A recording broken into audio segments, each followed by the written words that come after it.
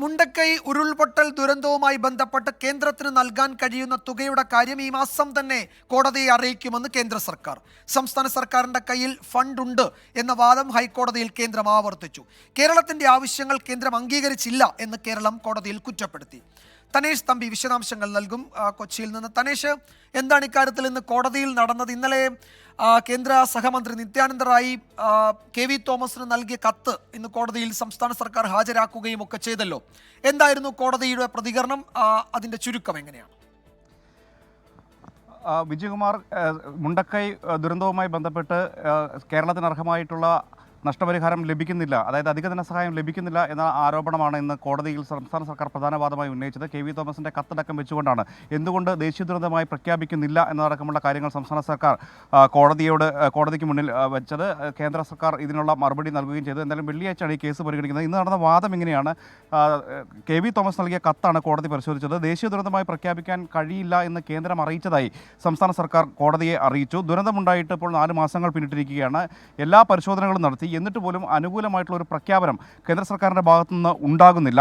നിലവിൽ അനുവദിച്ചതിനേക്കാൾ കൂടുതൽ തുക അനുവദിക്കാൻ കഴിയില്ല എന്നാണ് കേന്ദ്ര സർക്കാർ അറിയിച്ചതെന്നും കേന്ദ്രത്തിൽ നിന്ന് ലഭിച്ച കത്ത് ചൂണ്ടിക്കാണിച്ചുകൊണ്ട് സംസ്ഥാന സർക്കാർ വാദിച്ചു.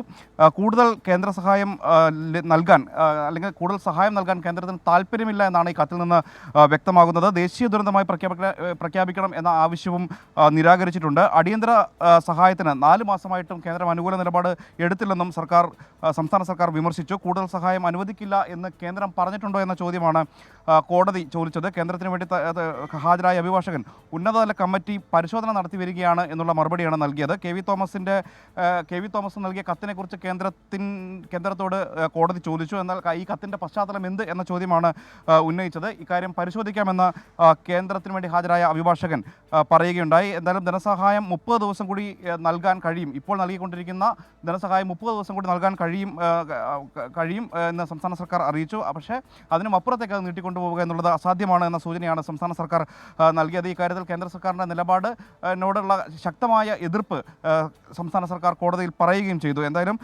സംസ്ഥാന സർക്കാരിൻ്റെ കയ്യിൽ ഫണ്ടുണ്ട് എന്നുള്ള ഒരു കാര്യമാണ് കേന്ദ്ര സർക്കാർ ആവർത്തിച്ച് കോടതിയിൽ വ്യക്തമാക്കിയത്. കേന്ദ്രത്തിന് നൽകാൻ കഴിയുന്ന തുകയുടെ കാര്യം ഈ മാസം തന്നെ അറിയിക്കാം എന്നുള്ള കാര്യവും കേന്ദ്ര സർക്കാരിന് വേണ്ടി ഹാജരായ അഭിഭാഷകൻ വ്യക്തമാക്കിയിട്ടുണ്ട്. എന്തായാലും കേസ് അടുത്ത വെള്ളിയാഴ്ച പരിഗണിക്കും. അപ്പോൾ തന്നെ എന്ത് സഹായം അധികമായി നൽകാൻ കഴിയും കേരളത്തിന് എന്നത് സംബന്ധിച്ചുള്ള ഒരു വ്യക്തത ഇക്കാര്യത്തിൽ ഉണ്ടാകുമെന്നുള്ളതാണ് ഇന്നത്തെ വാദത്തിൽ നിന്നും വ്യക്തമാകുന്നത്. കേരളത്തിന് എന്ത് സഹായം നൽകാൻ കഴിയുമെന്നതിൽ ഉടൻ ഒരു വ്യക്തത വരുത്തും എന്നാണ് ഇപ്പോൾ കോടതിയിൽ കേന്ദ്ര സർക്കാർ അറിയിച്ചിരിക്കുന്നത്. അതുപോലെ കേരളത്തിൻ്റെ പക്കൽ പണമുണ്ട് എന്ന നേരത്തെയുള്ള വാദം തന്നെയാണ്. അത് ഇത്തവണയും കോടതിയിൽ കേന്ദ്ര സർക്കാർ ആവർത്തിക്കുകയും ചെയ്തു. തനേഷ് തമ്പിയാണ് വിവരങ്ങൾ നൽകിയത്.